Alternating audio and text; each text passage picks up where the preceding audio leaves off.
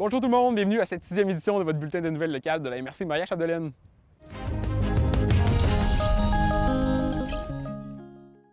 En première manchette, on vous parle du comptoir alimentaire Le Garde-Manger qui vient de déménager sur la rue des Érables, tout près du centre commercial. On a eu la chance de s'entretenir avec le responsable Rémi Terrien.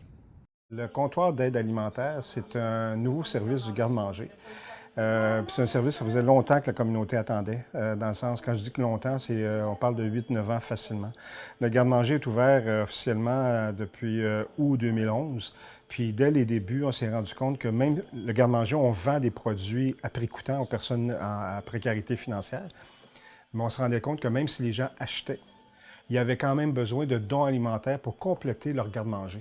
Parce qu'il n'y avait pas assez de denrées. Ça fait qu'il y avait toujours recours aux dons alimentaires. Il y avait une demande pour les dons alimentaires pour que les gens puissent compléter leur garde-manger, comme on dit, là, à la maison. Puis l'an passé, avec la COVID, bien, on a vu que la situation était vraiment exacerbée parce que là, on a eu un fonds d'aide d'urgence du fédéral. On a donné pour pas loin de 48 000 en dons alimentaires. Ça fait on a vu que vraiment la population avait vraiment un grand besoin.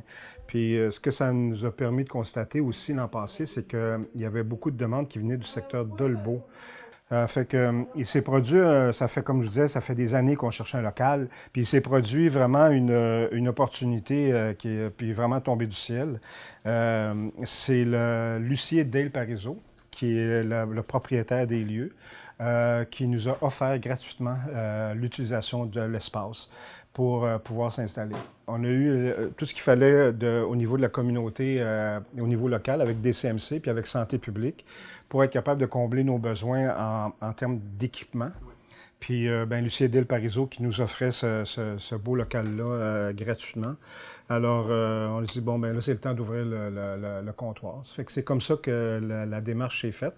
Ça a pris, il a fallu courir parce qu'entre le début avril où on a appris que la possibilité d'utiliser le local, puis maintenant, ben il a fallu refaire les planchers, monter des murs. En tout cas, il y a eu plein d'affaires, l'électricité à refaire, de la plomberie.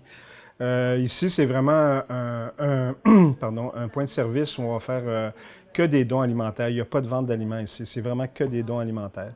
On est approvisionné par Moisson Saguenay, puis aussi par certaines épiceries du secteur. Comme entre autres, je les nomme parce qu'ils sont vraiment très généreux, là, la Maison Gourmande. Ils nous donnent des beaux pains à chaque semaine, là, puis c'est vraiment très apprécié de notre clientèle. Ça fait que on a cet approvisionnement-là. Puis le garde-manger aussi achète des produits parce qu'on ne se le cachera pas. Les produits qui nous sont donnés, c'est des produits qui ne se vendent plus. Ils sont soit arrivés sur la date limite, et là, alors là, ils sont congelés, puis là, ils arrivent ici. La salubrité des aliments est vraiment garantie. Ou encore, c'est des cannes où l'étiquette a été abîmée ou des boîtes où les boîtes ont été ouvertes, mais le produit à l'intérieur est toujours, sa salubrité est conservée. Le problème qu'on a dans cet approvisionnement-là, c'est les protéines. Le garde-manger utilise une partie de ses fonds pour acheter de la protéine, des mets transformés qu'on fait déjà chez nous. On veut vraiment s'assurer, dans notre mission de base du garde-manger, on veut vraiment s'assurer que même si les gens sont en difficulté financière ou qui ont des problèmes au niveau de l'alimentation, qu'il y ait quand même accès à une saine alimentation. Parce que ça ne donne rien de donner des pretzels, puis des bonbons, des jujubes ou du jus Kool-Aid. C'est pas ça qui va nourrir. Quand quelqu'un a faim, ça prend quelque chose de nutritif. Ça fait que, mais on est vraiment chanceux. On a des beaux produits. Puis là, on va tranquillement, on va rentrer aussi beaucoup de fruits et légumes. Ça fait qu'on devrait avoir une belle offre. On a vraiment en termes de façon de faire, on a vraiment une belle banque alimentaire. On ne peut pas utiliser le terme parce qu'on ne fait pas partie de Banque alimentaire Québec, mais c'est le même principe qu'une banque alimentaire. On fonctionne sur rendez-vous parce qu'on ne veut pas que les gens soient... question de respecter la dignité des gens là, quand on va dans une banque alimentaire. Ça fait que on fonctionne sur rendez-vous, les gens sont tout seuls, puis ils viennent ici avec notre employé, notre bénévole, comme ça, ils sont reçus, ils jasent. Ça fait que c'est vraiment un contexte convivial où les gens se sentent à l'aise. Puis on fait le tour avec eux autres, ils ont le plaisir de choisir ce qu'ils veulent. Ils n'arrivent pas avec un panier déjà tout fait, puis c'est ce que vous prenez. Parce que normalement, dans les banques alimentaires, c'est ce qu'il y a, c'est que le panier est déjà fait pour vous.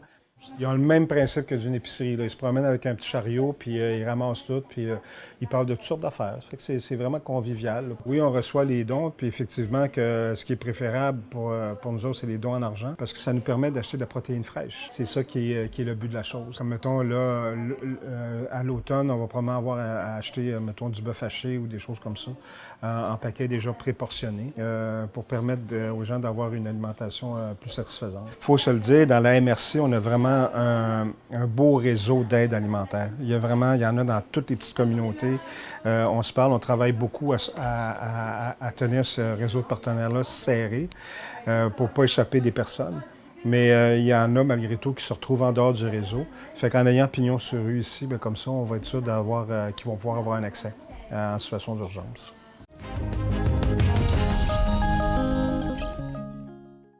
Le gouvernement du Québec a injecté un montant de 290 000 afin de rajeunir les écoles de la région. Parmi ceux-ci, 3 écoles de la MRC, dont l'école Sainte-Lucie d'Albanel, l'école Jean 23 de Saint-Thomas-Didyme et l'école Sainte-Marie de Normandin pourront bénéficier d'un montant d'argent afin de rajeunir leurs installations extérieures. L'objectif de ce rajeunissement est de rendre les installations extérieures beaucoup plus sécuritaires et stimulantes pour les étudiants qui pourront bénéficier de ces nouveautés à l'automne dès leur rentrée.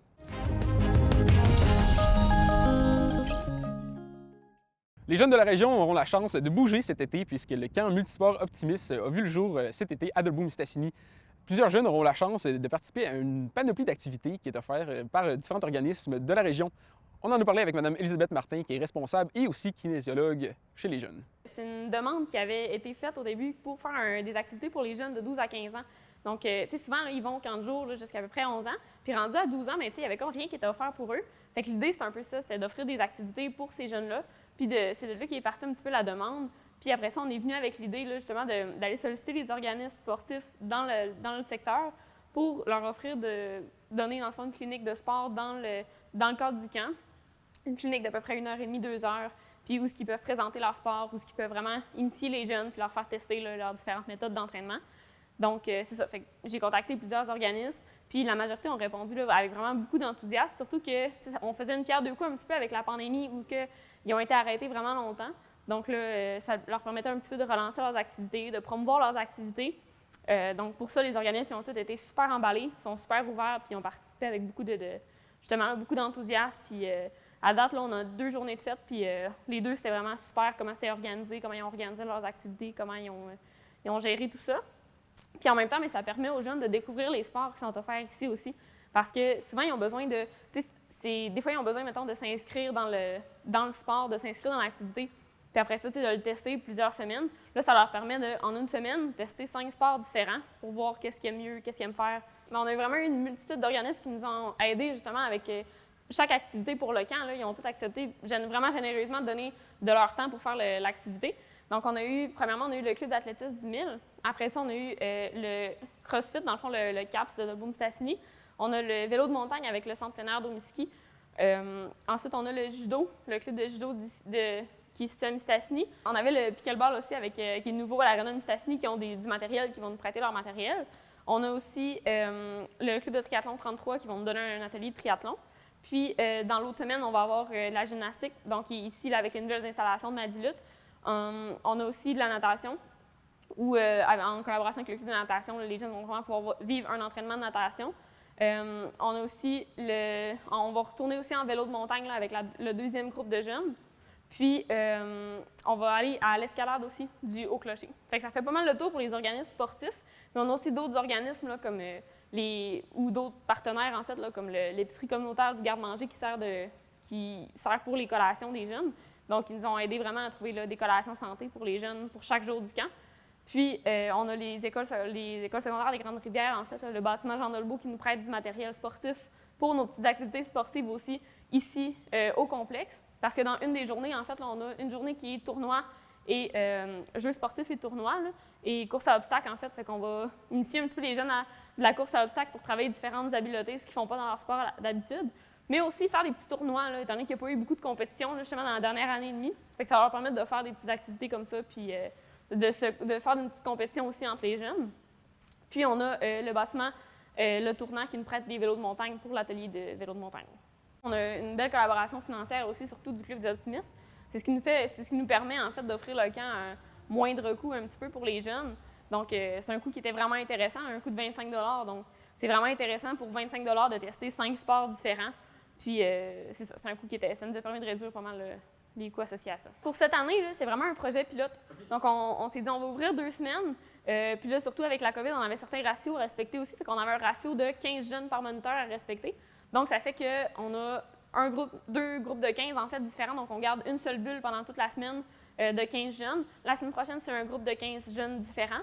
Puis, on se limite à 2 semaines, seulement les avant-midi pour cette année. Étant donné que justement, on veut tester un petit peu l'engouement des jeunes, on veut tester l'intérêt, tester la contribution des organismes aussi. Puis là, dans les prochaines années, mais ça pourrait être appelé à grandir ou à s'extensionner sur plus que 2 semaines.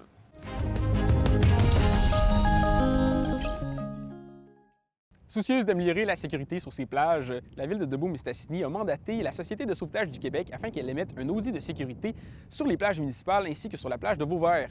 Un contrat de 2 600 $ a été octroyé afin d'émettre un rapport d'ici la fin de l'été. Toutefois, rassurez-vous, ce n'est pas un incident qui a amené la municipalité à vouloir améliorer la sécurité sur ses plages. C'est tout simplement l'achalandage qui est grandissant à chaque été sur les plages de la municipalité.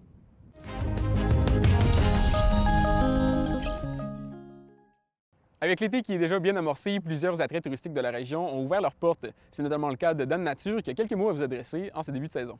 On vous invite à la ferme Dan Nature pour l'été 2021. On a plein de belles espèces à vous faire découvrir. On a plusieurs variétés de mammifères à vous faire voir. Pour les réservations, vous allez sur la page Facebook Ferme Dan Nature ou vous pouvez m'appeler au 418-719-1343. C'est une invitation à la ferme Dan Nature.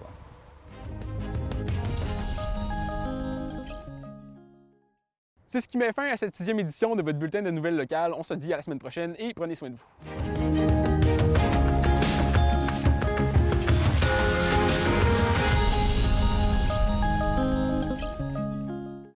La vaccination contre la COVID-19 se poursuit partout au Québec. L'effet combiné des 2 doses assure une meilleure efficacité du vaccin, en plus de réduire le risque d'avoir et de transmettre le virus. Vous serez aussi protégé sur une plus longue période. Il est primordial de vous présenter à votre rendez-vous pour la 2e dose du vaccin, peu importe ce qu'il y a d'autre à votre horaire. La 2e dose du vaccin est essentielle.